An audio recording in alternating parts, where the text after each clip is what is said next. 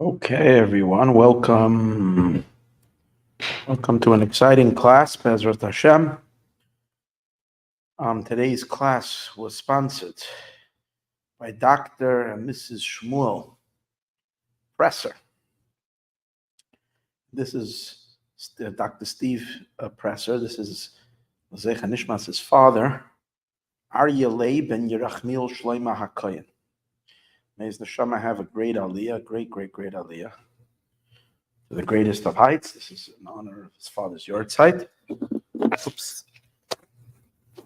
May his soul be elevated to the greatest of heights. May he send a lot of blessings down to you, Shmuel, to you, to your family, to all that you need and all that you want. Much brachas, much mazel, only good things, and aksivach simatayv and a good gebenched yara, shana tayv and masuka, and only the best to you, to your family. Thanks for that dedication. Okay, everyone. Today is Parshas Seitzei, and this is an exciting parsha. This Torah portion has so many different mitzvahs and so many different subjects. It's hard to find something that to pick. That's the hardship over here is to pick on what to talk about. So we're going to pick a very interesting verse with a even more incredible interpretation. So this is at the beginning of the second reading, the Mesheni, in Parshas Seitzei. It is in Deuteronomy, chapter Devarim, Perek Chaf Aleph, which is chapter 21, verse 22. So there is a mitzvah like this. It talks about over there someone who received, person that was executed by the court. Okay, in Torah, there are certain violations that warrant, sadly, the death penalty. Now, amongst the four different types of executions that the Torah sanctioned courts would administer, one of them was stoning. It was the most severe type of death. It was stoning. It had to be on that way. Obviously, we understand that this is God prescribing it for particular sins. And obviously, this is because this is the way the rectification can come about. In any case, people that were executed in that particular way, there was an additional mitzvah, an additional commandment that needed a certain ritual, which was a commandment that needed to be performed after the execution. And that is that the dead body, again, the subject right at the beginning seems a little gory, but we're going to get over it in a minute. Don't worry about that. The dead corpse of this person that was just executed, immediately after the execution, the truth is not immediately. They would wait. They would wait until a couple of moments before sunset, a couple of minutes before sunset, 15 minutes before, 10 minutes before. And they would hang this person, this corpse, not to hang the person when there was no death by hanging. But the corpse would be taken and strung up on a gallows, and the person hung until sunset. As soon as the sun set, they would take the person down, and then they would be buried. The corpse would be taken down, and it would be buried. So that's the verse. Here in the actual verse itself, it doesn't say that it was only for those executed by stoning, but that's how the rabbis derived it. It says, "V'chiyeh be'ish," when it will be to a person chet, a sin, mishpat maves, punishable with a judgment of death, v'humas, and then they would be put to death in the prescribed manner that the Torah says. After that, v'salisa oisai al eitz, the person should be strung up on a tree. But then the next verse says, here's the prohibition, that when the person would be hung up on the gallows, you may not leave the person there overnight. The way the sages instituted, this is the biblical commandment, that the person may not be left hanging overnight, which means they can be there for a couple of hours. They can be hanging there towards dawn, as long as you make sure that he doesn't stay overnight, which means till the next morning. However, the custom and the way this was implemented was they would put him up, wait till sunset, and then take him down immediately after. As the verse says, do not leave its corpse, the corpse on his corpse or her corpse on the tree. The person should be buried on that day. Because an image of God they hung up. The Rashi explains that if you leave the person hanging, it's a disgrace to the human being who's created in the image of God. It would be as if the king, God forbid, God himself, has been desecrated.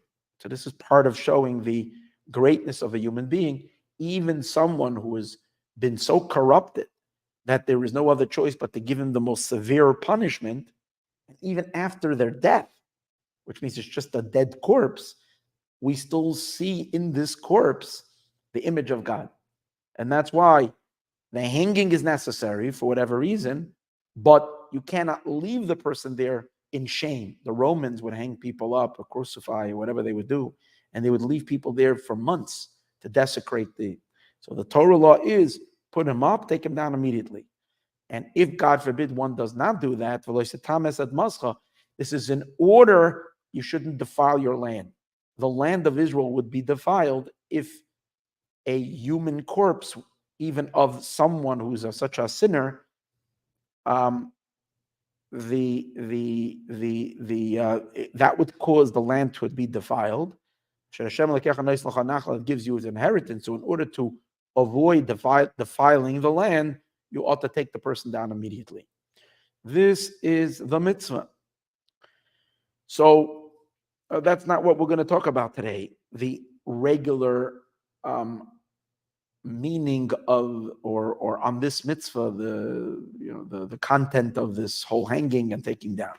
We're going to be talking about a specific interpretation which takes it almost completely out of context, but yet it's one of the deeper interpretations of this verse. And this was said in a very special occasion. In 1570, in the year 1570, right, a couple hundred years ago, 16, 17, 17, 18, 19, 20, over 400 and so years ago, there was a funeral taking place in the ancient city of Tzfat, in the northern Galil of Israel. One of the great Kabbalists passed away. His name was Ramoshe Cordovera. So he was passed away at a young age. He was 48 years old. He was born in 1522. He lived in Tzfas. Origin seems to be somewhere from the Spanish Jews, Cordovera, which it brings you to the city of Cordova. He himself probably was not there because he was born after the expulsion of Jews of Spain, which was in 1492. He was born 30 years later in 1522. Somehow, at a certain time, he came to Tzfat, and he was a great master Kabbalist. He wrote of the most fundamental books of Kabbalah, systemizing an entire system of Kabbalah study. The book is called Pardes Rimonim, one of the most essential writings of mysticism. So during his funeral, his successor, the chief Kabbalist, who became the greatest Kabbalist, became the great teacher of the mystics, a lot of mystics in the city of Tzfat. That was the capital of mysticism at that time. So when the Ramoshe Cordova passed away, his successor was none other than the great holy Ari, Rabbi Yitzchak Luria, known as the Arizal. So Rabbi Yitzchak or Rabbi Isaac Luria, according to some traditions, Rabbi Isaac Luria actually showed up in Tzfat on the day of the funeral. He lived first in Egypt, and he was born in Jerusalem, but they went down to live in Egypt, and then he came up to the land of Israel, and he's made his way to the holy city of Tzfat. He was destined to become the greatest Kabbalist to teach. So he took over, he was the successor of the Ramak. During the funeral, so either he came a few months before, according to some traditions, he was actually a disciple of the Ramak, he studied by him, and according to others, meaning a disciple, not that he was really ultimately a disciple, because he had his own tradition of Kabbalah, studied with his teacher Elijah the prophet. Eliyahu came to teach the Ari and revealed to him the highest levels of Kabbalistic study and understanding. However, according to this tradition, he did sit and listen into the Ramak's classes. Or according to the other tradition, he arrived at the funeral. And at that funeral, he saw a pillar of fire over the coffin. Over when they were taking out the Ramak, he saw a pillar of fire, I guess, going up to the heavens, which was a sign of the greatest. This is something that happens only to the highest of the righteous people, of the greatest saintly people. And no one else saw it besides him. And it was known that the one who can see something like that, that would be the successor. In any case, the Ari eulogized the Ramak, whether he eulogized him at the funeral or whether he eulogized him later, not exactly sure. But the Arizal gave a eulogy on Ramosha Cordovera. And during that eulogy, he quoted this verse and he gave an original interpretation. And this is what he said. Ki yeh be'ish, when it will be, now the Arizal didn't live too much longer after that. The Arizal passed away 2 years later, 2.5 years later, a little while later. But in that 2 years, he debriefed. He took the chief disciple of the Ramak, Ramosha Cordova, Rabbi Chaim Vital, and the Arizal knew that this was supposed to be his disciple, and the Arizal downloaded to him his entire philosophy, Kabbalistic approach to Kabbalah, which is the Luria way of understanding of Kabbalah, which has been accepted by all the Kabbalists as the most dominant way of Kabbalah thinking. In many ways, he taught different than Ramosha Cordovera, than the Ramak. However, the teachings of the Ramak remain still at the foundations of Kabbalistic study. It's a combination of Arizal and Ramak. These are the two pillars of Kabbalah, both of them living at the same time in the latter 16th century, 1570s at that time. In any case, the Ari eulogized the Ramak, and he quoted this verse, and this is his original interpretation. And if it will be by a person, if you'll find a person, that hate generally is translated as a sin.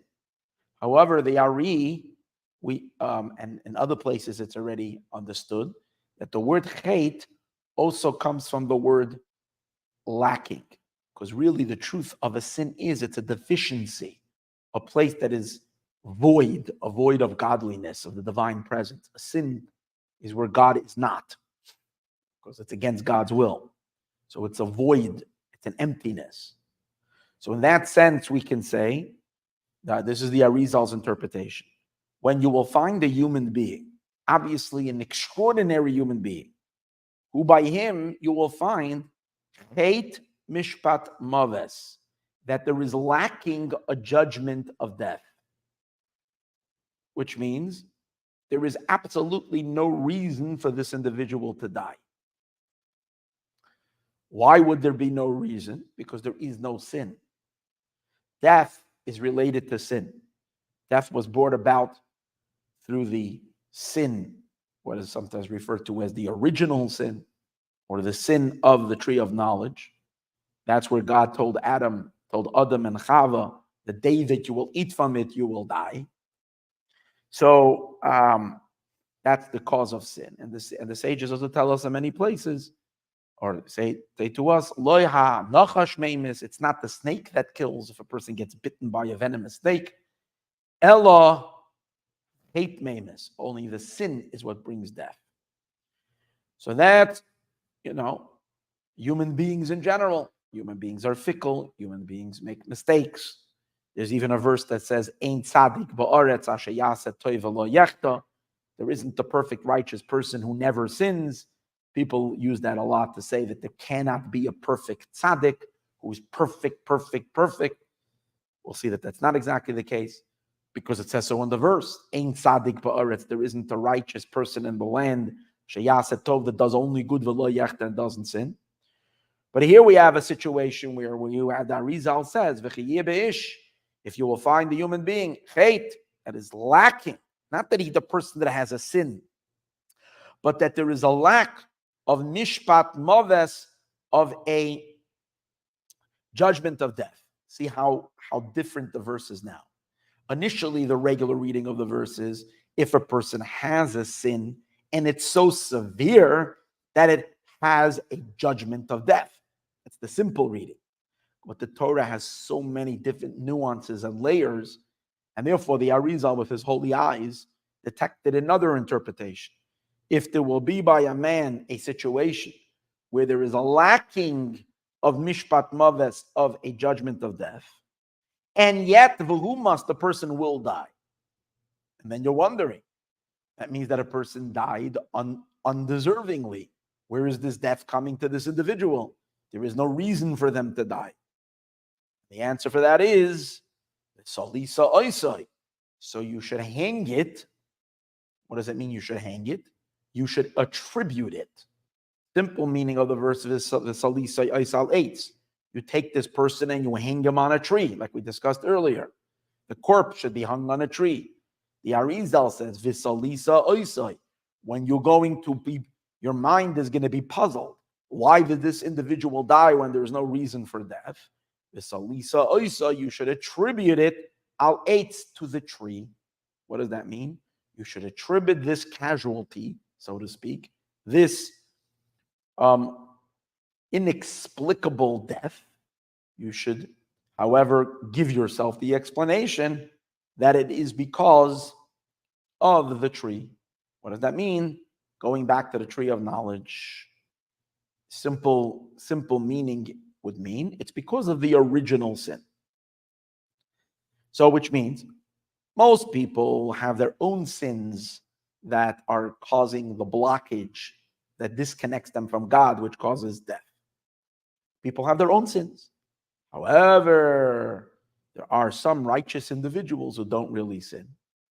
And therefore, if you find no personal blemish, so it's not the personal blemish, it is the collective blemish. The human race, humanity as a whole, has been blemished thousands of years ago at the onset of time, the first human being, in which they sinned, which caused a blemish in the general human condition. And as a result of that, even people who shouldn't die based on their own deficiency, but they will pass away based on the decree of death that's here, going back thousands of years to Adam and Eve. That was the Arizal's interpretation. And basically what the Ari was saying, when we are talking about Ramosha Cordovero, he was of such a caliber of a tzaddik who had no reason to die on his own. The reason he passed away, he was deceased, is because of this reason. There's nothing you couldn't find. He is spotless. He is speckless. There isn't even the tiniest sin on this individual. Now, the concept that people sometimes could pass away and it's not due to their own sins is actually something that is mentioned in the Talmud in two places. One of them is in Tractate Masechta Shabbos. The same statement is just mentioned twice. One is in Tractate Masechta Shabbos, Daf Nun Hey Amid Beis. Tractate Shabbos, page 55 on the second side, I mean. Meisvei, the Gemara asks the question, and from this statement, we've learned that Arba Mesud are 4 people who passed away be'et yoy shel nachash, because of the ill advice of the snake.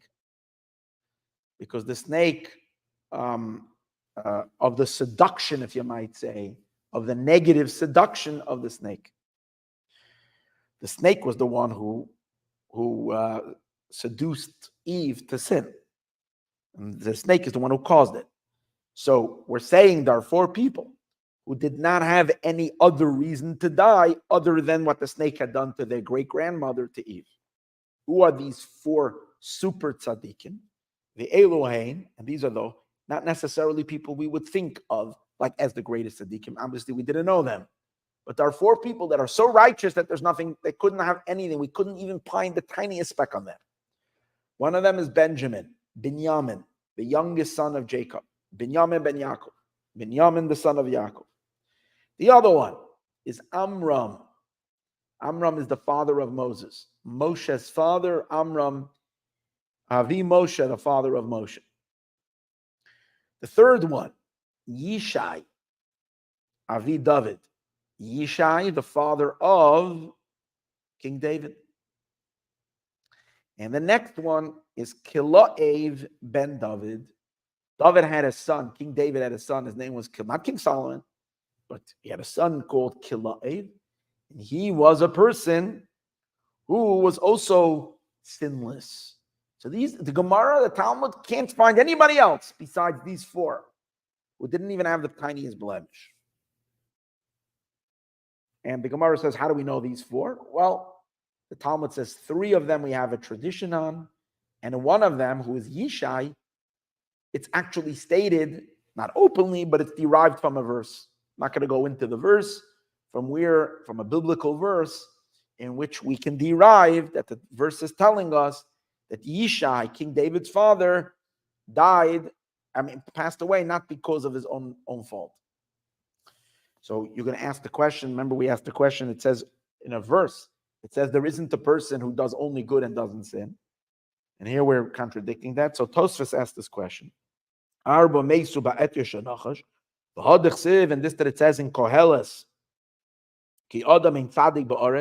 that the person, there isn't a person who's a perfect tzaddik. We're talking about the majority of people.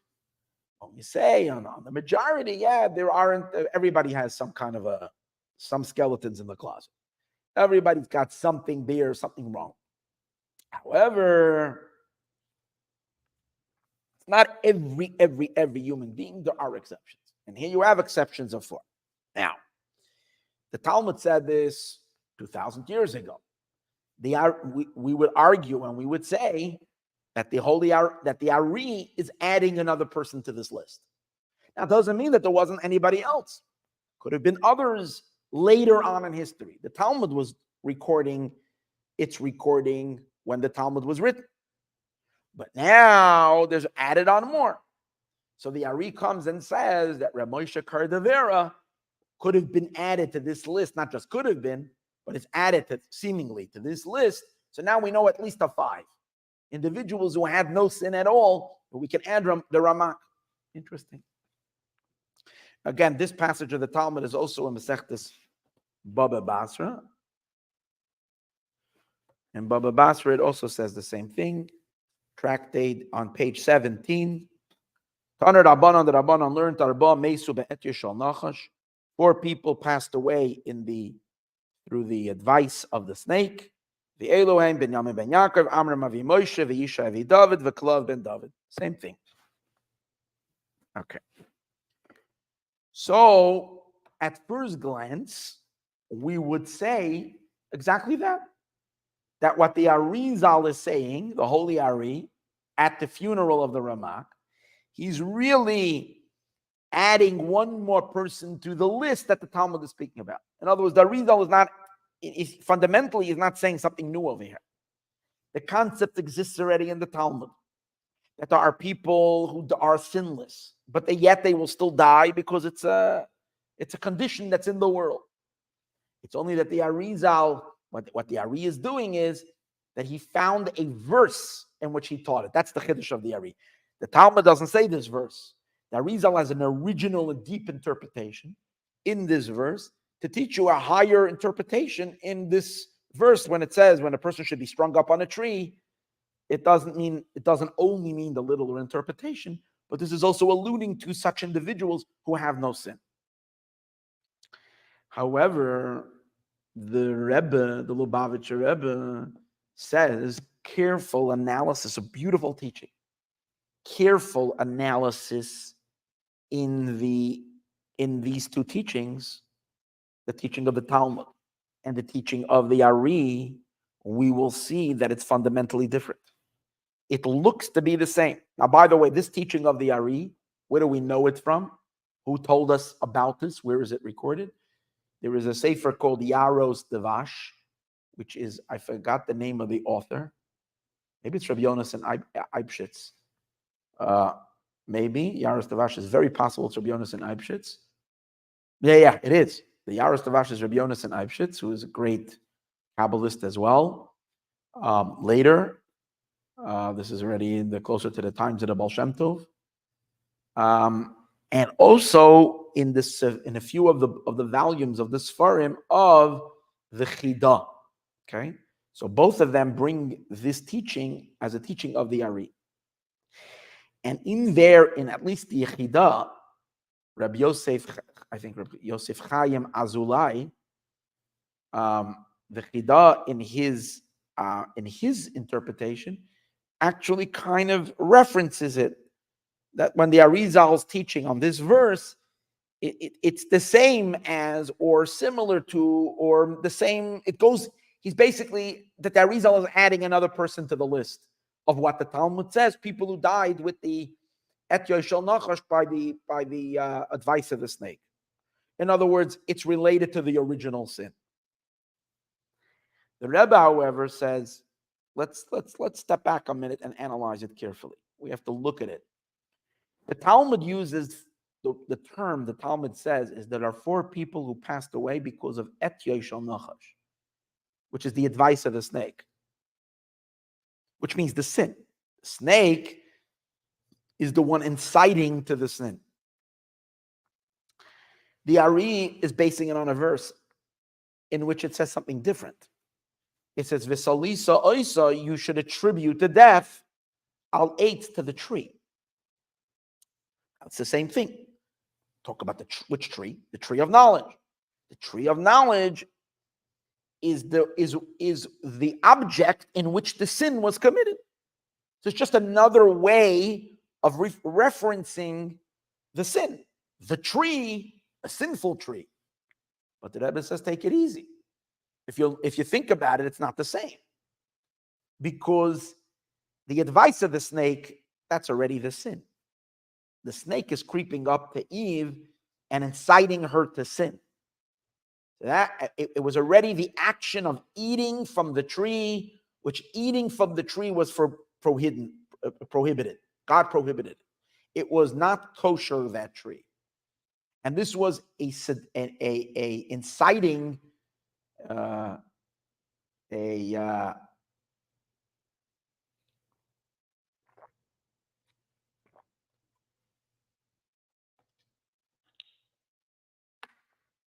would be a good word. I don't know right now. It's not eluding me.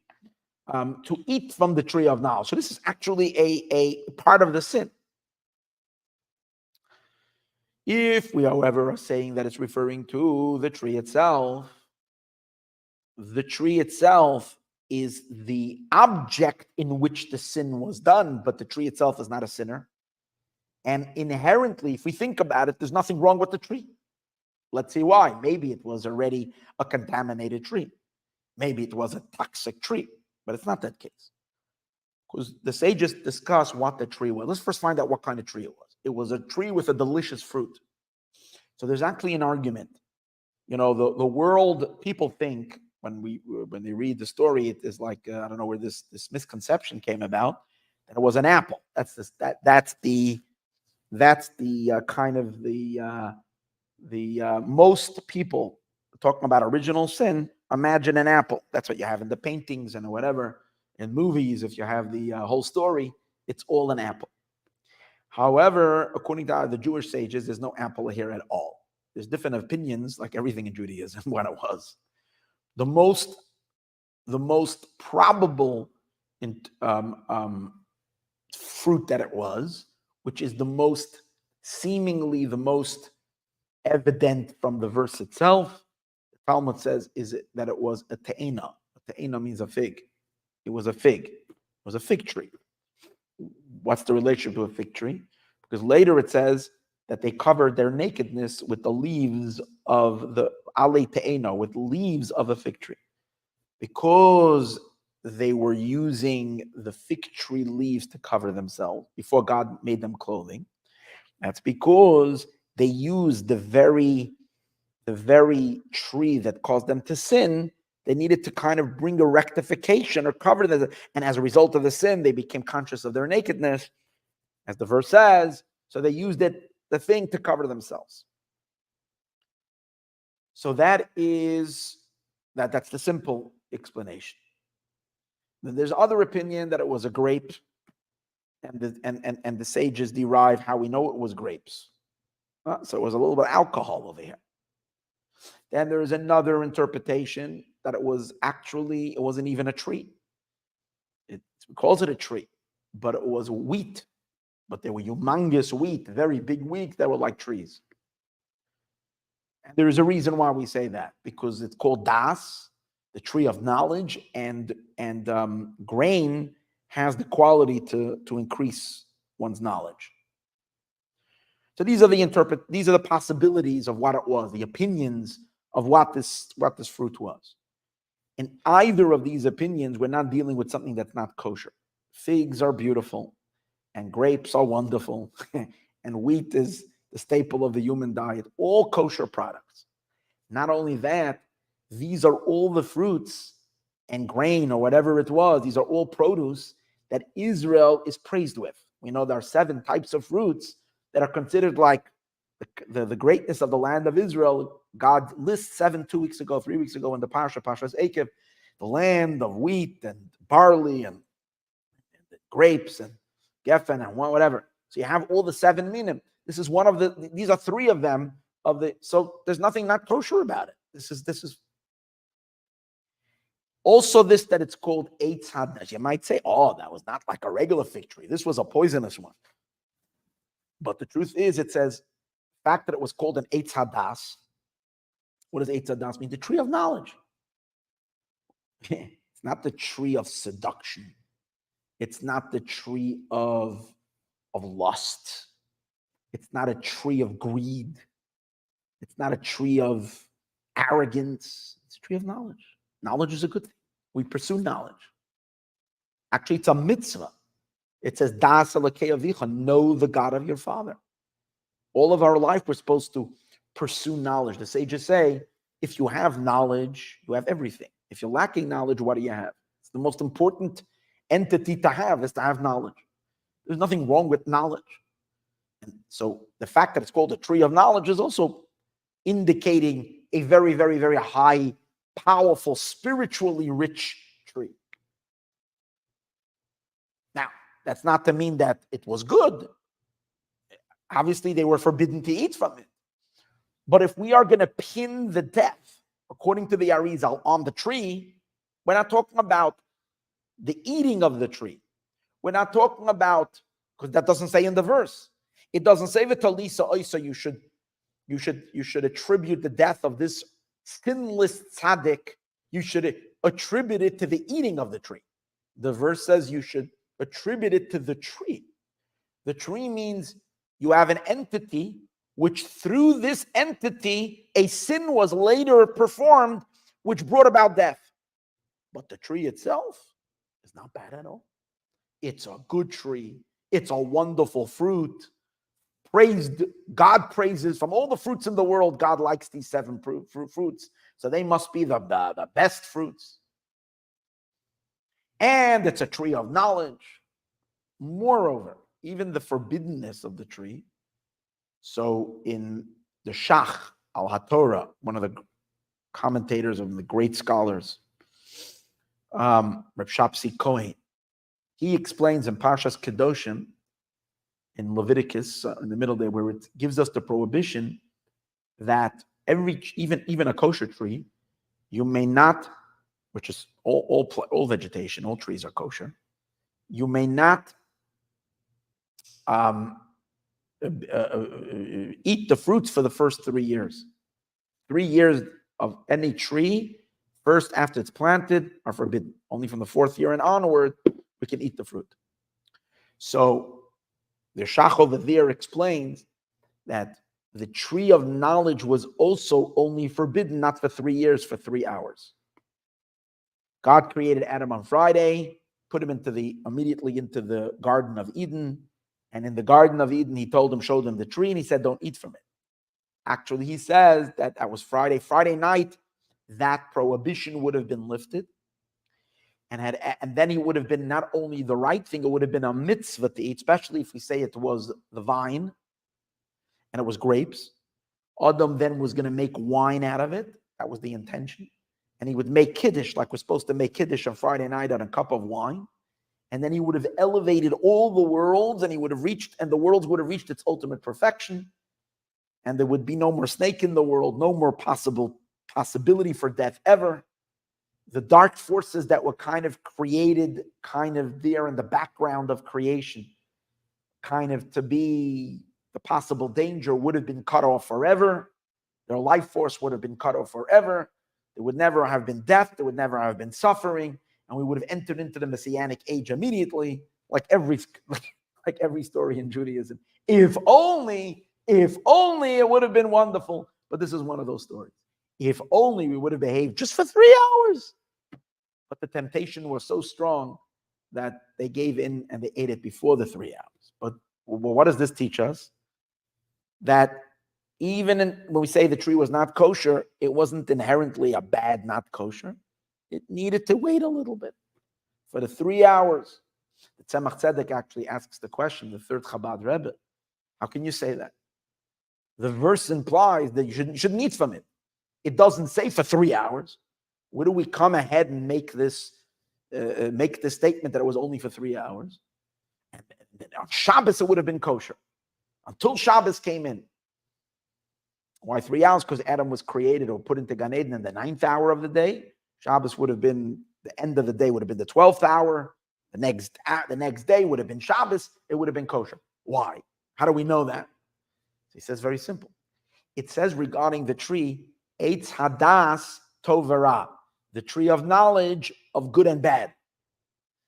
So the idea that it says that it's the tree of knowledge of good and bad, you're now allowed to eat from the tree of knowledge that's good and bad. Had Shabbos come into the world, had it become Shabbos, the world would have been elevated. The Garden of Eden would have been elevated. The tree would have been elevated, and it would have been a tree of knowledge of good, not of bad. The bad was only stuck to the tree, whatever bad means, the knowledge of bad, stuck to the tree until Shabbos. Shabbos would have transformed the consciousness, the state of the tree, just like we know within ourselves that our evil inclination is weakened on Shabbos. We enter into a much holier, godlier state on Shabbos. All of existence is elevated on Shabbos.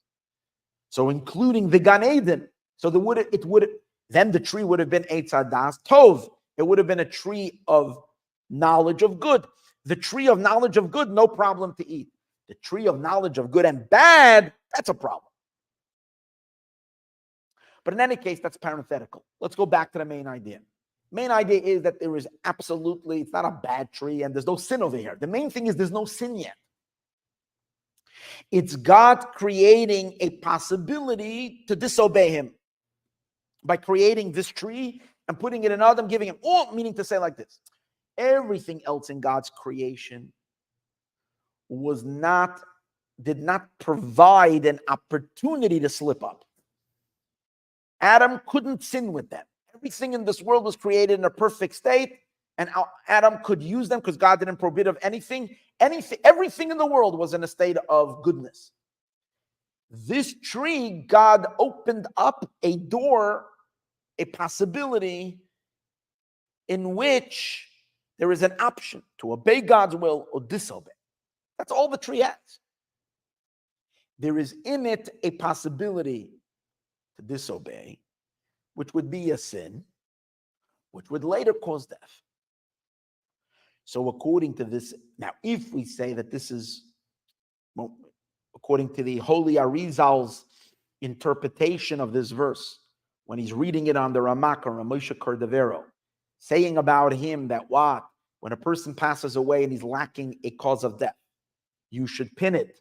You should hang it. You should attribute it to the tree, which again we said earlier means another person to the list of people who died because of the scheming of the snake, the cunningness of the snake, or the negative advice of the snake. The Rebbe says, no, doesn't say that. The snake's advice is already sinful. The snake is already evil inclination. It's evil. And obviously Eve listening to the snake was also evil because it was against God's will. The tree is not evil. The tree is not against God's will. Actually, the tree is God's will because God created this tree as a possibility to test Adam. Now further than that, once human choices start getting involved, the human being starts to make a choice. A person can choose good, a person can choose evil. So in the choice, there's already the evil. But we're talking about pre-human choice. We're talking about the tree itself. So we are now looking at death at a much, much higher place, where it's not yet a cause of, the death is not derived. And we're trying to figure out why a person died. The death of this individual is not, like this you say, let's put it this way. Most people, when they die, it's attributed to a personal fault. There's a personal disconnect from God. There's their own sinfulness. Then there are people, the Talmud tells us, 4 individuals who are so clean, so holy, so connected, you can't find any disconnect in them whatsoever. They have no sinfulness at all. However, the general sin that overwhelms, that wraps itself around all of humanity, because we're all descendants of Adam and Eve, does apply to them. So the death is associated already to something negative, to sin. Now the Ari is revealing that it's even possible to be higher than that, where someone's death is coming from a higher, it's almost like death in its most holy state, where death itself is not a corrupted death. It's death where it's attributed to God creating the possibility of death in the world, creating the possibility of somebody to sin, but not to sin yet. And the person who's dying is dying, in this case, died on that level of death. Death as it is purely divine orchestrated, not without mixing in anybody else. In other words, let's put it this way.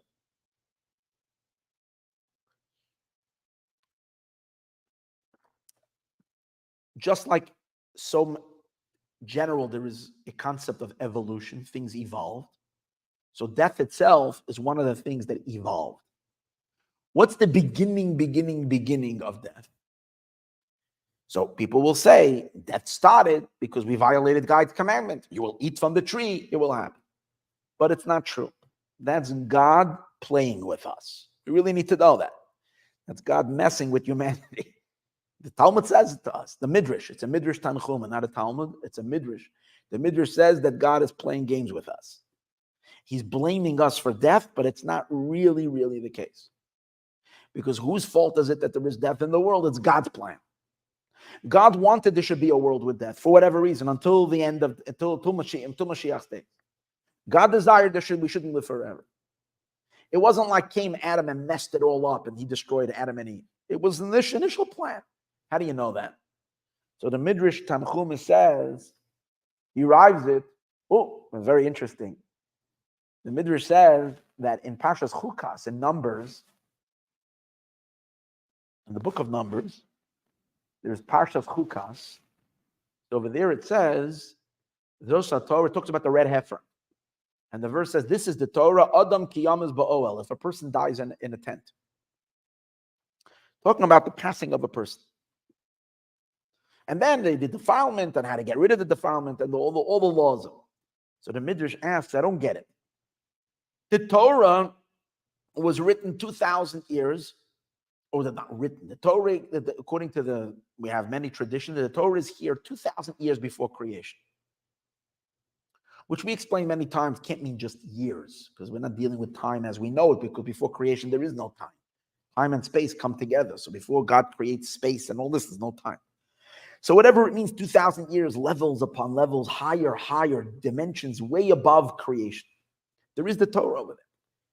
And one of the mitzvahs of the Torah is the red heifer, which the red heifer is a rectification for the contamination, the coming into a contamination with the corpse. This is way before man's choice to sin. And yet it's a mitzvah, which means it's an inherent part of the Torah that there is a condition of death. So therefore the Midrash says, never believe what it says, that God blames us. And he says, you're the ones who caused death, because it was pre-planned and it was supposed to happen. And even though, God later blames Adam and he says, you caused it. So the Midrash says something very frightening. Not frightening, it's actually relieving. It takes a big burden off of us. The Midrash says it's God. God is messing with us. I'm saying it a little sharp. God is making a libel with humanity. Yeah. For whatever reason God wanted, his plan was there should be death in the world. We should go through the struggle and the pain and the whole experience, because this is all our maturing. We could have avoided it all. We would have been perfect people, but our relationship wouldn't have been as real. We have to go through the hardship. We have to go through the mistakes. We have to go through the falls.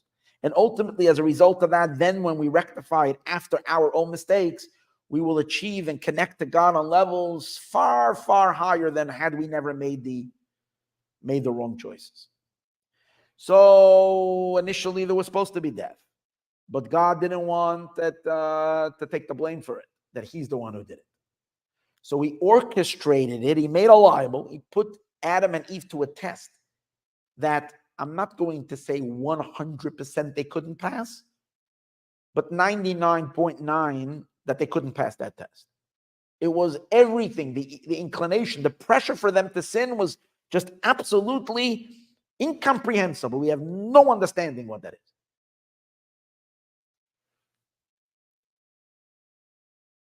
Now, Shabbos, one of the rabbis over here, my son-in-law, Rabbi Zirkin, mentioned during the class, one of the classes he was teaching halacha, something that Abaya, one of the sages of the Talmud, I'm just trying to illustrate this idea. Abaya, one of the sages of the Talmud, once was talking to his students, and he said to them, tomorrow we're going to have a class, and we're going to study about Menashe. Menashe was one of the kings of Judah, I think. He was one of the grandchildren of Chizkiyahu HaMelech. And he was a terrible king. He did horrific atrocities, and he was a big server of idols. At the end of his life, he was taken and he was tortured, and he did tshuva. But anyways, Menashe was notorious for his evil ways, corrupted ways. So Abaya, one of the sages of the Talmud, said, tomorrow we're going to talk about Menashe. That night he had a dream. And in his dream, King Menashe came to him in the dream. And King Menashe said to him, hey, Abaya, you big sage who you are. Huh? You're a scholar, right? You think you're a scholar. He said, yeah. He says, tell me, when you cut open a bread, how are you supposed to cut it open? From where are you supposed to start cutting the bread? And Abaya admitted that he doesn't know. Halachically, what exactly? So Menashe says, even a piece of bread you don't know how to cut, and you think you're going to be talking about me tomorrow, and you're going to give a class about me. Obviously, Menashe knew that Abaya was going to give a class, and he wasn't going to speak too highly of him. So Menashe comes to him again. He's deceased already, many, many years. He comes to Abaya and he says, you don't even know how to cut bread according to Torah. And you're going to start making fun of me and tell me that speaking negative about me. So Abaya said, I'm sorry. I'm so sorry. I didn't mean to start up with you. He says, but tell me, if you're such a great scholar and you're such a great man, how is it you did such terrible things? So Menashe said to him, listen to me, young man. He said, you should know, had you been living in our days and our times with the evil inclination that we had for idolatry, it says that God, that in the end of the Second Temple era, the sages prayed. Actually, it wasn't in the end. It was in the beginning of the Second Temple era. The Anshe Knesset Agdola, the men of the Great Assembly, prayed that God should take away the evil inclination for idolatry. So Menashe said that had you been living in our days, you would pick up your robe and run after idols. Because when a person would run, they would have to pick up their robes. They shouldn't trip on their robe. You would pick your robe up and run like a madman after the idols. You don't know what that is because you don't have that inclination. So imagine that. That's King Menashe. Do we have any idea what kind of seduction was unleashed on Adam and Eve at that time when the evil inclination put all of its efforts? And obviously, this was all divinely orchestrated.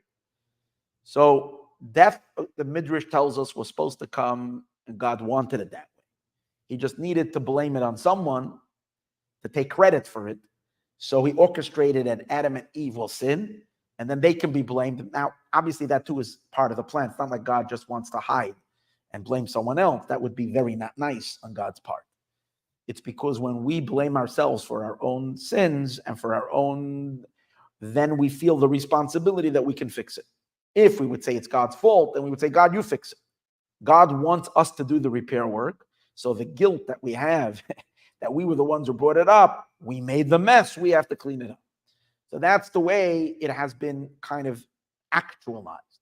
And then the Midrash actually says more.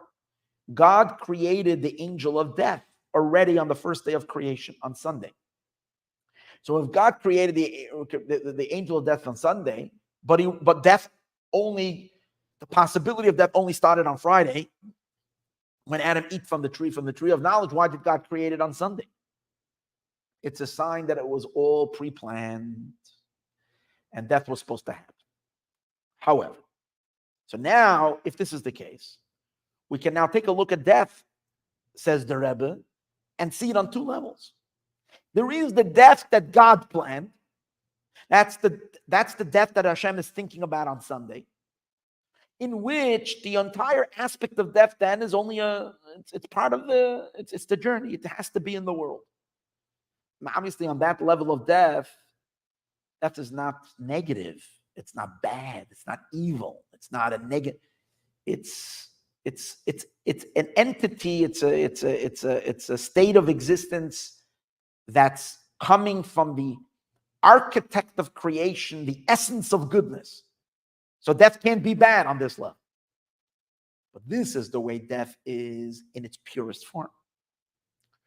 However, it's the way it has been activated and the way it has been implemented into creation, into the world, there is where it gets mixed into sin and darkness and negativity and evil inclination. All of it now get kind of infused into it, and it becomes a cocktail. Its core of it has a divine purpose, but mixed into it is satanic aspects, demonic elements, dark elements, painful elements, and obviously sin. Based on this, so that's the evolution of death. Its pure state, the way God intended it initially, its activation through the human is its implementation. So the Rebbe says, now take a look. Now we'll understand the difference between what the Talmud is saying and what the Arizal is saying. The Talmud is looking at death when it's speaking of death to people who don't deserve to die. It's connecting the death already to the sin, which means to death as it is already the second stage of evolution.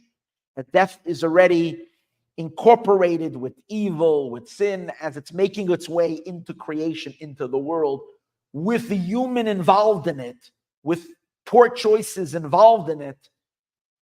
Yes, orchestrated by God, but still the poor choice is a choice made by a human being, which is coming with evil inclination and so on and so forth. So it's murky death.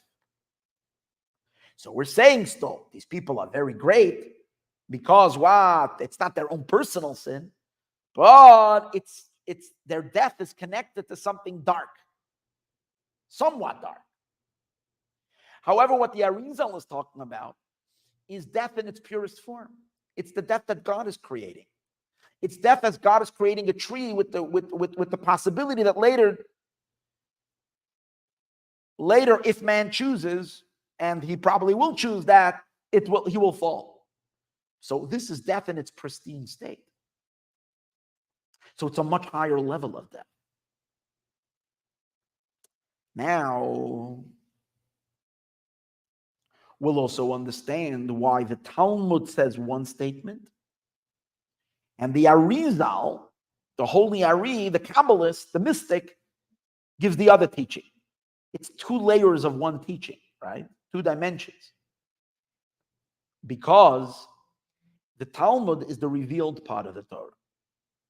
So the revealed part of the Torah is looking at things from the manifest state.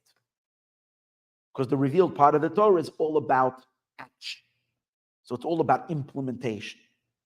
It's like, because the revealed part of the Torah is the halachic part of Torah. How am I supposed to behave? Concrete reality, down here on earth.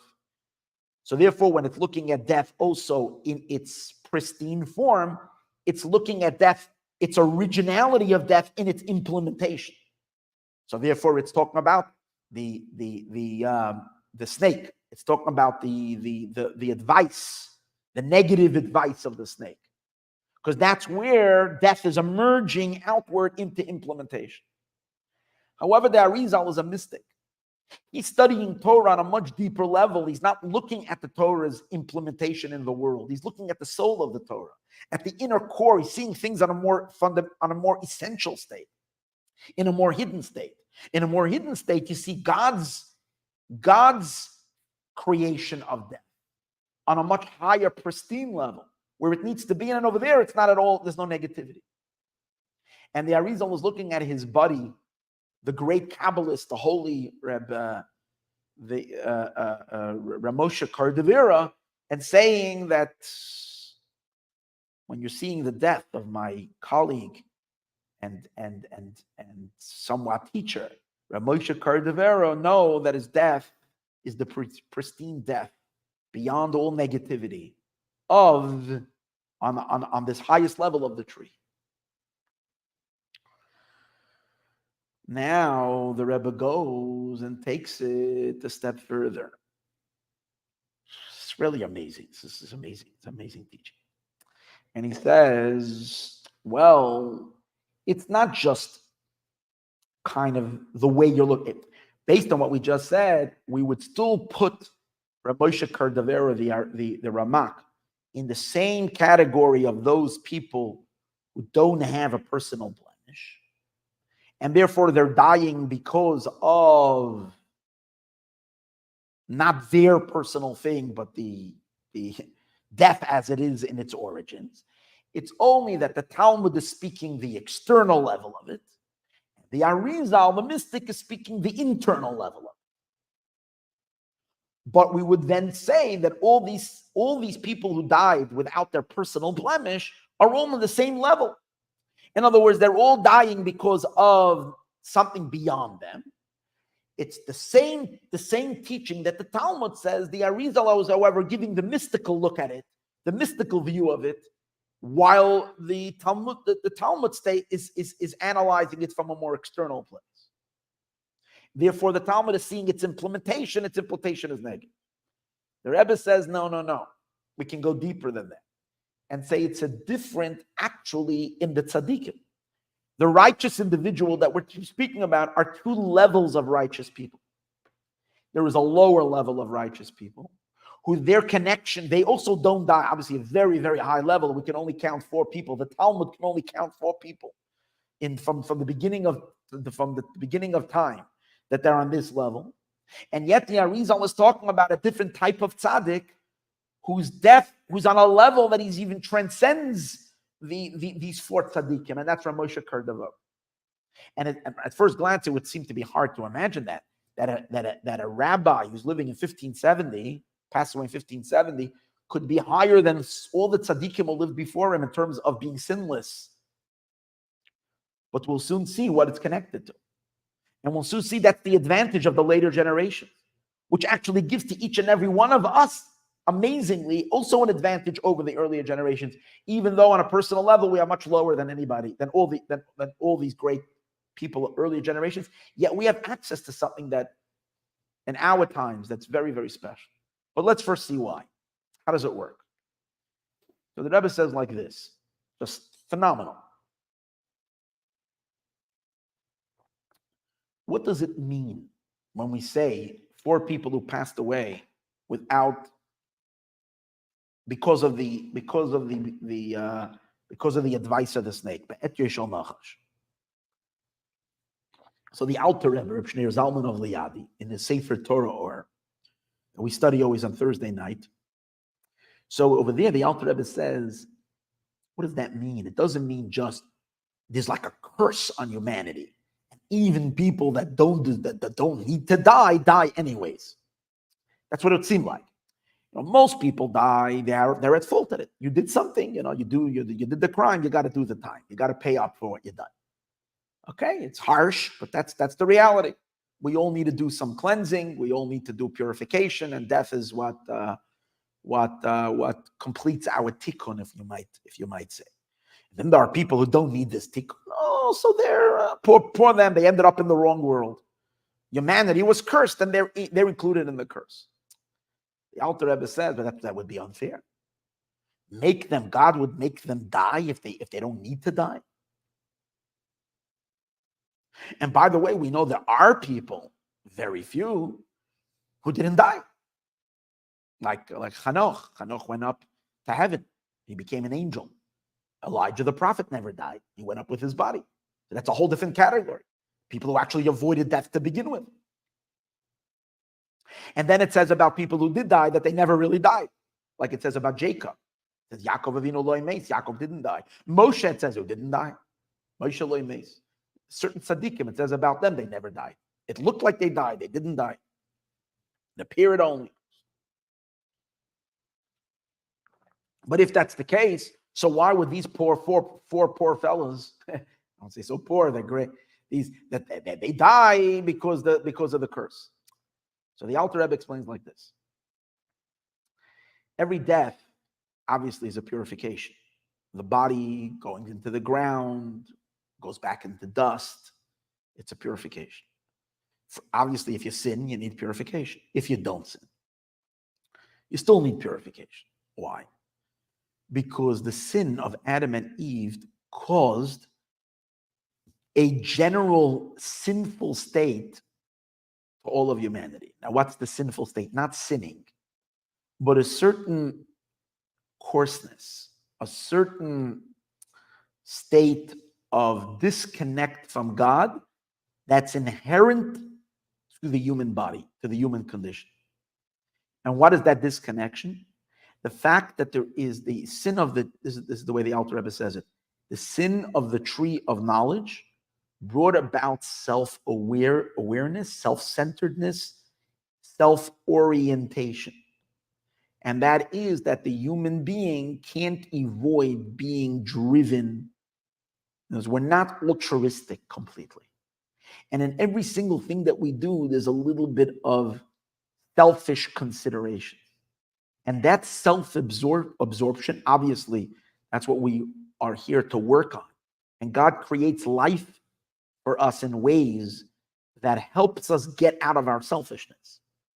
That's actually the institution of marriage. Marriage does it to us more than anything else. You get married, and your spouse is supposed to help you forget about yourself a little bit.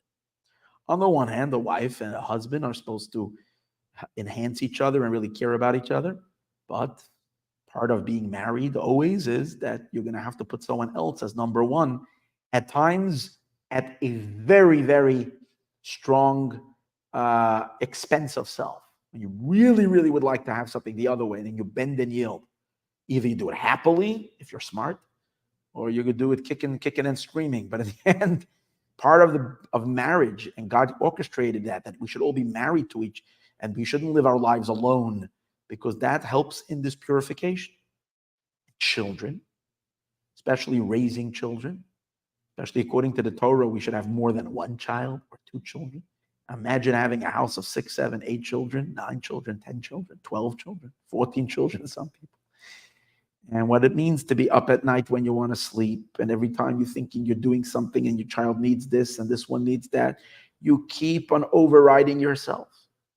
And then mitzvahs, observances. So every little part of your life is governed by God's will, overriding the I want, the I need, the I am this.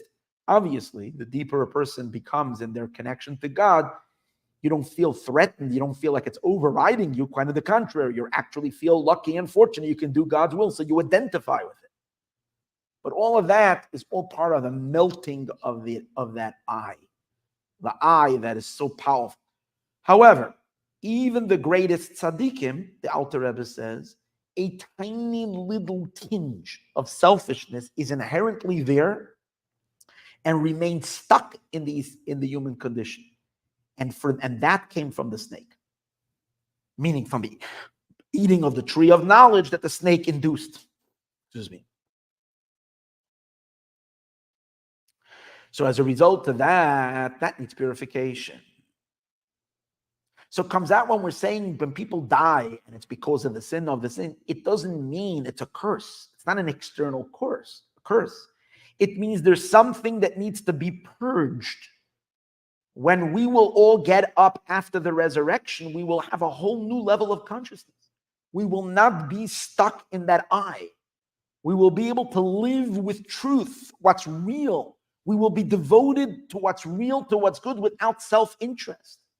Imagine the goodness we will be capable of, the kindness, the caring, the amount of there will be no corruption at all, because we won't have any self-centeredness at all. We will just be busy with reality, with what's true and what's real and what's essentially good.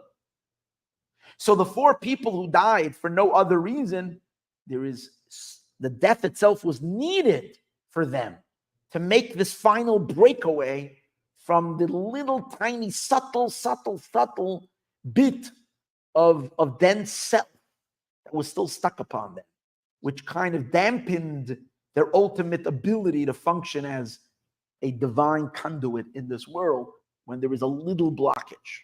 And that's the purification of death. So those are those 4. Comes the holy, saintly Rabbi Isaac Luria, the holy Ari, and he says, my good friend and teacher, Reb Moshe Cordovero, he didn't have even a slightly bit of personal. He was beyond this tiny, tiny bit of selfishness, which we might say inflicts every human being.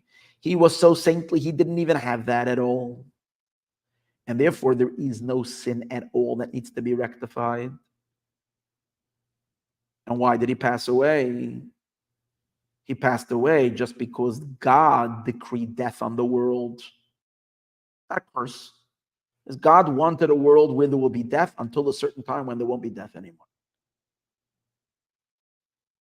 It was not because of some kind of a tikkun that the death needed to. Obviously, according to that, if God made it, it must be that the death is purely positive. There's no negative. You see, if the death comes to rectify something negative, then the death is positive, but there is a negativity to the death because it's a derivative from a blemish, whether it's a personal blemish by most people and by very, very supreme holy people who don't have any personal blemishes. It's the inherent blemish that everybody has, not due to our actions, but to something that was done by our patriarch or matriarch, and it's part of the human condition. We need to have that rectification, so we get that rectification. So there's a negativity to the death. Not so Reb Moshe Cordovero, the holy Ramak.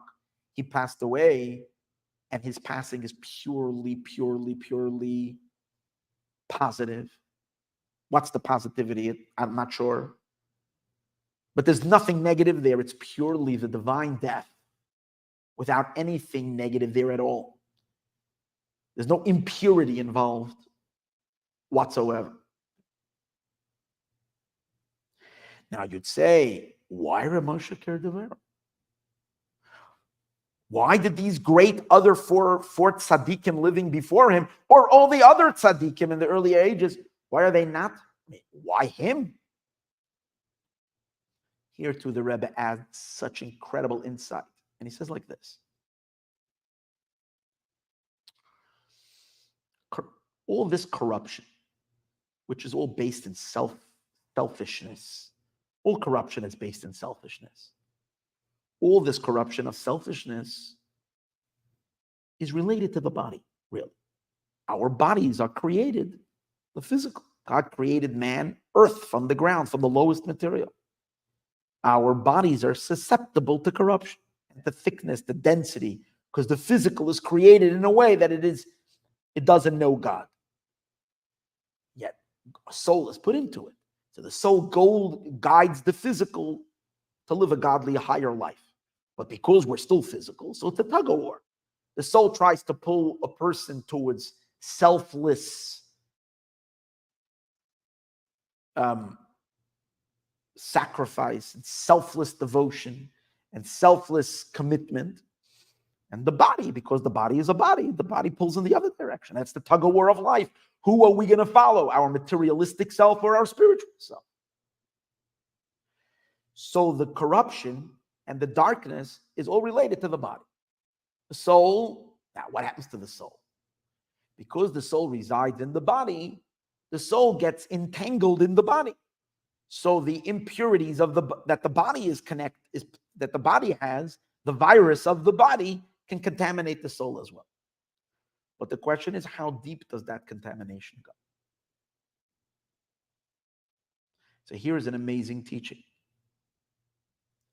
There is only a certain point of the soul where the corruption and the negativity can seep into. The core of the soul is so one with God, just like God cannot be contaminated and corrupted. The core essence of the soul can't either be contaminated and corrupted. That means there's a part of us that's sacred, clean, pure, holy, utterly attached to God, without any possibility of being tainted even with the tiniest disconnect.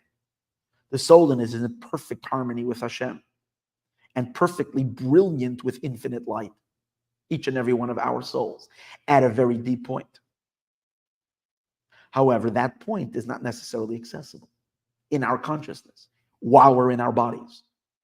So for most of us, we live, even if we are spiritual, and even when we make an effort to expand our higher spiritual consciousness, in general, it's our lower parts of our soul that we develop. Our higher parts of it is beyond our consciousness. And the part of our consciousness that we do have gets soiled. It could get soiled from the material temptations and the various different escapades in life, cause a blemish on our consciousness. So for most people, enough that we should have, God forbid, a reason to die based on our own sins. Then there are people who even though they don't have any personal blemish, the sin of Adam and Eve, which blemished the collective soul, that blemish does reach them. But even when it reaches them, it reaches only the external of them, not the internal of them. But their consciousness was on the more external level. The external level, there is a tiny, tiny little blemish, and therefore there needs to be the rectification. However, there is possible for a human being to open up inside of themselves a much deeper level of soul, a level of soul that is perfectly connected with God and one with Hashem. And on that level, there is not a possibility of any type of sin. It's not susceptible to any kind of a corruption. It is so attached, it's never persuadable to become, even in the slightest way, disconnected. It can't even have the tiniest bit of ego, the tiniest bit of self-centeredness. It's so infused with God's truth, there is no self there. Itself is totally one with the self of Hashem. There's nothing other than that purity.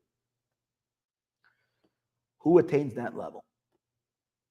So it's these super rabbis, the Kabbalists, the mystics, since they're the ones who are teaching the mystical side of Torah.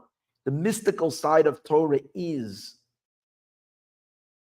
the deeper inner. See, in Torah itself, there's also an external Torah and an internal Torah. The external Torah relates to the external part of the soul. And through studying the external elements of the Torah, we develop our external element of our persona, our more creation aspect of our soul. Even though it's a very high and powerful soul, it's still part of the creation and therefore susceptible to some kind of impurities. But through studying what's called Nishmasa D'Oraisa, the soul of the Torah, the esoteric parts of the Torah, we as a result of that, draw forth and open ourselves up to a higher level of consciousness, to our souls, as our souls are perfectly divine and perfectly unified with God. And on that level, we become blemishless. And we transcend even the basic human selfishness of human condition. Even that is possible to transcend. So the Holy Ari and Ramosha Kardov. Now, you'll say, okay, so why wasn't it accessible to the people of the earlier generations? The answer is, the esoteric soul of Torah is meant to be revealed in the Messianic age. It's the Torah of the future, not the Torah of the past. God gave the Torah to the Jewish people, but he gave it to us in increments. At Sinai, he really gave us the entire Torah, but he only allowed the external part of it to be downloadable, to be opened up, that we should be able to experience. As we get closer and closer to the Messianic age, the deeper inner dimensions of the Torah open up, and along with them comes the ability to live a higher level of our own soul.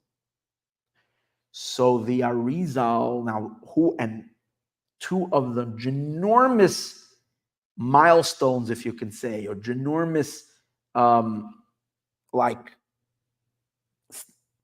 don't know what we call them, points in history where the world merited an infusion of higher Torah, people who took the Torah to the next level in terms of its revelation of its soul, was in the era that was pivotal for all of this, was in the 1500s in the ancient city of Tzfat. That's when this stage, the God, based on divine decree, that it came time to release a much higher level of Torah to the world. Who were the conduits for it? The first one was the Ramak, Ramosha Kardovo, and then the Ari. So the Ari is saying about Ramosha Kardovo that he opened himself up to such a level of soul. That means he lived. Going back to what we're saying, we all have this place in our soul in which it is clean, perfect, and untouchable by death related to sin, because it has no blemish. It's not like they had it, no one has it. Everybody has it. The question is, to what degree can we access it and draw that down into our consciousness? Torah helps us reveal our Torah. Through Torah study, we reveal the inner core of our being. We can open it up into our conscious self. So the Ari, the Ramosha Cordova, being the great mystic and Kabbalist, he revealed within himself this level of soul through the level of Torah that he taught. And as a result of that, he was living in the place where there is no death. Related to the snake can't touch him. The sin of the tree of knowledge can't touch him. He doesn't live in a world of selfishness. He's completely purged every bit of selfhood from him. He's a complete conduit for pure goodness and kindness and godliness. So why did he die? It's because of the tree, not because of the snake. The tree meaning because God planted a tree that will lead to death, because until Mashiach comes, there has to be, no one can live forever. It has to be in the world. As we said earlier, it's a different type of death. It's purely positive. It's not rectification. It's not purging. It's not purification. Now we understand why it was revealed, why this level was only revealed in the later generations, because it's messianic advance. It's relating to the future, to the new, to the level of consciousness that we're all going to be when Mashiach. And why do you think when Mashiach comes, no one will die? We will live forever because we will be living in that consciousness. Why will we be living in that consciousness? Because Mashiach is going to teach us Torah from that level, and he's going to unplug and open us up to our own spiritual power, to our own deepest self, to our purest self, to our godliest self. So we can understand, based on this concept, that probably this, the Rebbe doesn't say this, but I would say this probably based on all of this. That so the same thing obviously applied to the Ari, said it on Ramosha Cordova, but it definitely applies to the Ari himself. And it also applies to all the Hasidic masters, the Holy Baal Shem Tov, which is even a further advance into Mashiach's times. And the students of the Holy Baal Shem Tov, the Holy Magid, and this whole group of the Baal Shem Tov students, and the great, even though if they passed away, it wasn't at all the depth that we understand. And so it was the students of the Mizritcha Magid, the great Rabbi, saintly Tzaddikim, the Alter Rebbe, Rabbi Nachman, Rabbi Nochem of Chernobyl, the Holy Rabbi Levi Yitzchak of Barditchev, Rabbi Melech of Zerzensk, Rabbi Zusha. Like these Tzaddikim, they lived in this purest level of consciousness because they were even further into the Messianic revelation. Continuing on to our generation, to the highest tzaddikim.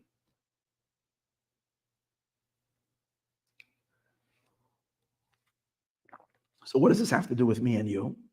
The Rebbe says that since we are fortunate to live in the time when the Arizal told us, here's a very interesting, the Holy Ari told us that in our days, in the earlier days, the hidden element, the esoteric hidden Torah was supposed to be hidden. And only very few people merited to study it. But in our days, the Arizal said this already 400 years ago, over 400 years ago. In our days, it's a commandment, it's a mitzvah to teach these teachings and to spread and have these teachings flow across the entire world and to teach them to everybody. Across, to flood the world with these holy teachings. As Mashiach said to the Holy Baal Shem Tov, Yafutzu meinesecha, that your wellspring should Yafutzu, should literally flood, like we had a flood in LA over here, should flood the world with light, like we're doing on YouTube now, we're doing it on Facebook. These teachings have to go out to the four corners of the earth. Since the notion, even though the Rebbe says we can't compare ourselves to the Ari, to the Ramak, that we should even think even one iota that we have any relationship to them. However, the Rebbe says on some tiny little spark of a spark, since we're living in this messianic time, we should not falsely, with false humility, reject this. We should realize that we can connect to this. We can all connect to this. Not because of who we are, but because of the times that we're living in. How do we enter into this higher levels of consciousness? When we flood our minds with deeper Torah. It's a consequence. From the more Hasidism we study, mysticism we study it, pull it like, and we learn it again and again and again until it fills every bit of our consciousness, until it fills every fiber of our being. And we become so divine conscious because basically, as mentioned earlier, we all have this level inside of us. Just a matter of revealing it. Today we have the tools to reveal it because we have these Torah teachings accessible more than ever before. So by revealing and studying that Torah, it tugs and opens up our higher consciousness, our higher soul. And therefore we can all reach this transcendence of death, which we're about to reach anyways, because Mashiach is about to reveal himself. But we can all go to this place. We shouldn't think it's beyond us. In a sense, the Rebbe says, interesting. He says that the level of the four righteous people mentioned in the Talmud, who died only because of the sin of the snake, that's not attainable. But the level of pinning it on the tree, that is attainable. Even though pinning it on the tree is a much higher level than the snake, than attributing the death to the snake, yet that level is not attainable and this is attainable. And the Rebbe says simply why. He says the level of not dying based on any personal fault, only because of the general sin. What does that mean? It means we're dealing with a level of consciousness that is susceptible to corruption, and yet avoiding corruption to the highest level. If your consciousness, if the soul that you're living in a world full of temptation and darkness, if the level of consciousness that you have is a consciousness that is susceptible to impurity, and yet to keep yourself so clean and never, ever, ever to fall for any temptation and not have any brush with any negativity, that you got to be a Superman. In other words, you're within the world where negativity could blemish you, and yet you remain clean. That, the Rebbe says, only very few people can reach that. But here we're talking about something else. You're not walking a tightrope. You're not in a world where every second you're tempted and you're not sinning. You're opening yourself up to a much higher self that now is accessible. That higher self cannot sin. In other words, the moment we draw out into our consciousness, the level of consciousness when Mashiach. So what's going to happen when Mashiach comes? Mashiach comes, what does that mean? Immediately, every temptation in the world will disappear. It will every impure thing that we struggle with today is suddenly going to be gone. No. It's possible that all the garbage will be still in front of our face. And yet, it won't even occur to anybody to pay attention to it. Why? Because when you're living in a consciousness that God is, and He is the only reality, and you see Him everywhere, you don't notice anything else. Nothing can take me. Nothing can grab me. Nothing can seduce me. You're beyond seduction. And it's not because you're so strong. It's because it just doesn't exist in the world of connect. In the world, when our entire consciousness is turned upside down, and when we see everything from a godly perspective, there's no temptation. And you don't have to be some Superman to be that way. It's just a matter of different, it's just a switch that switched. And the Rebbe says, this everybody can achieve. So it's interesting, it comes out like it's that the higher level is more attainable than the lower level. And today's days, we have the access to the higher level because we have the teachings of Hasidus, the higher teachings of Torah. So what we need to do to lead the world out of death permanently, to bring the world to this death-free zone, is to bring these teachings to whoever we can. It's actually the responsibility for us to become proactive, to get more and more people to study Hasidus. It's not just a nice thing, it's an obligation, because it's time, because we are, through this study and through these learnings, we transition into Mashiach's world. So we have no excuse to keep it for ourselves.